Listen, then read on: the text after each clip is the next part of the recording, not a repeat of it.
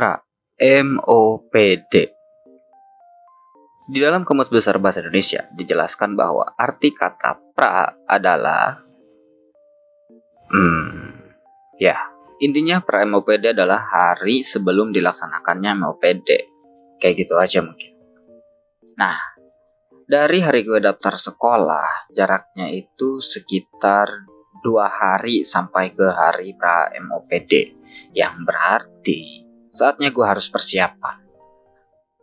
H-2 pra MOPD, gue siapin seragam dan alat tulis. Terus udah sih itu aja. Nah, di hari H-1 pra MOPD, niat gue nih, gue mau istirahat penuh gitu seharian. Tapi setelah maghrib tiba, teman-teman yang luknut menghasut gue untuk main PS. Karena gue sangat amat niat untuk sekolah. Gue pun menghiraukan ajakan tersebut dan langsung ngeluarin motor dan menuju ke rental PS. Nah, gara-gara hal itu, gue jadi telat besoknya.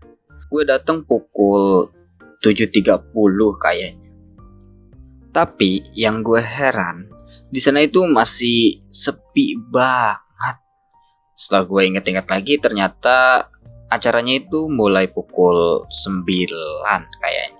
Karena gue pikir acaranya masih lama gitu kan. Gue datang 7.30 sementara acaranya itu jam 9. Gue mutusin buat rebahan dulu di musola. Gak lama setelah itu, pas gue bangun, gue ngedenger suara orang lagi ngomong di speaker. Ternyata acaranya itu udah mulai. Nah, dikatakan gue telat bangun gara-gara ketiduran di musola. Akhirnya, walaupun gue datang pagi, ya tetap aja gue pas ke acaranya itu, gue telat gitu. Hal pertama yang harus gue hadapi pas datang ke sana itu adalah panitia yang jaga di depan. Pas ditanya sama panitia itu, gue beralasan aja kalau gue itu dari toilet gitu, biar gak kelihatan gitu kalau gue telat, ya kan? Tapi ya setelah gue ngelewatin rintangan itu, ujian selanjutnya adalah memilih pintu yang paling aman buat masuk ke aula. Kelas. Aula. Kelas yang dijadiin aula. Jadi pintunya ini ada 3. Yang gue lihat sih pintu pertama itu untuk cewek, pintu kedua untuk cowok, dan yang terakhir itu untuk panitia. Nah, pintu-pintu inilah yang bakal nentuin masa depan sekolah gue. Kenapa masa depan gue ditentuin sama pintu? Soalnya kalau seandainya gue masuk ke pintu yang salah, terus diminta ke depan gitu tanpa tahu apa-apa, otomatis gue bakal diketawain 3 angkatan, dan itu gak worth it. Gue gak mungkin pilih pintu ketiga, soalnya itu pintu panitia, khusus buat panitia gitu kan. Pintu kedua emang sih itu pintu khusus cowok, tapi posisinya itu deket banget gitu sama panggungnya. Jadi di pilihan terakhir gue adalah masuk ke pintu cewek dan ditatap berpasang-pasang mata calon emak-emak. Ketika gue masuk pintu itu, gue langsung nyari tempat duduk. Pengennya sih ya, gue duduk deket pintu gak apa-apa lah, nebeng ke bangku orang juga gak apa-apa. Tapi kursinya itu ternyata kursi yang khusus buat 1 orang gitu. Kayak gini nih bentuknya nih.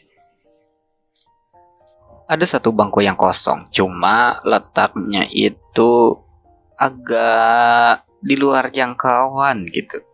Jadi gue harus nyebrang dari pintu sampai ke ujung.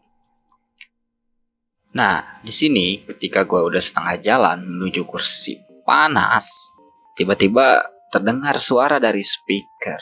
Ya, sebelum acaranya dimulai, teman-teman sekalian, apa ada yang mau bertanya? Silahkan berdiri dan sebutkan asal sekolah ya.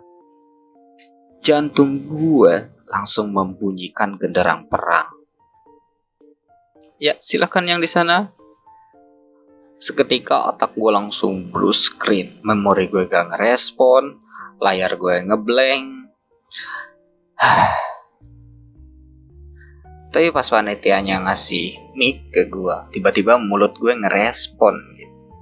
Baik, perkenalkan nama saya dari SMP. Yang ingin saya tanyakan, tujuan dilaksanakannya MOPD ini apa ya kak? Terima kasih. Gue lupa sih kakaknya itu jawab apa, tapi kalau nggak salah dia cuman bilang, nanti ya, itu bakal dijelasin sama pemateri. Akhirnya gue bisa duduk di bangku sisa, tapi karena posisi bangku gue ada di antara perbatasan cowok dan cewek ya, dan deket banget sama tembok. Udah gitu, gue habis begadang ya kak. Otomatis damage ngantuk gue tuh bertambah gitu. Pas pemateri pertama masuk, asli itu mata gue udah berat banget. Buat hilangin ngantuk, gue coba buat gambar pematerinya, tapi tetap aja gitu, gue langsung tertidur. Alhasil, gue lewatin semua materi waktu itu. Gue malah dibangunin sama cewek, kayaknya sih dia duduk di belakang gue gitu, dan kayaknya juga dia tahu kalau gue gak nulis materinya soalnya gue tidur. Dia nawarin buat ngeliat catatan dia. Nah, ketika gue ambil buku catatan dia, alangkah kagetnya gue ketika ternyata isi materinya itu